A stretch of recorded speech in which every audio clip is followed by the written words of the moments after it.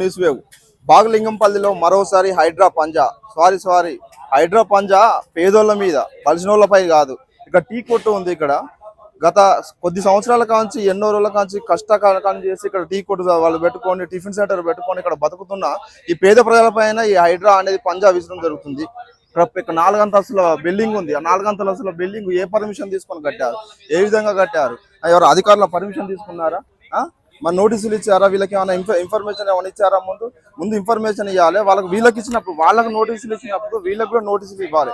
పేదలపైన మీ పంజా చూపించడం పేదలకేనా ఈ హైడ్రా అనేది? రేవంత్ రెడ్డి ప్రభుత్వం పేదలపైనే చూపించడం తప్ప ఇంకా మరి ఏ ఉద్దేశం లేదు. ఉన్నోడేమో బలిసినోడు 100 కోట్లు నడి సెంటర్లేమో 100 ఎకరాలలో పెద్ద పెద్ద బిల్డింగ్లు ఆడతారు. వాటి జోలికి మాత్రం ఏ హైడ్రా పోదు, ఏ ఆఫీసర్ పోడు. పేదోళ్ళ పైన మాత్రం వీళ్ళ పంజా చూపిస్తారు. ఒకసారి చూడండి. ఒకసారి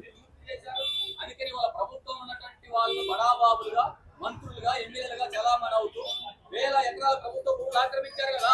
హైడ్రా వాటిని ఎందుకు తీసుకోవడం లేదు? హైడ్రా ఎందుకన్నా భూములు తిరగడం లేదు? పేదవాడి మీద, చుట్టుపక్కల మీద బతికే వాళ్ళ మీద, ఇడ్లీ కొట్టు పెట్టుకుని బతికే వాళ్ళ మీద, వీధి వ్యాపారుల మీద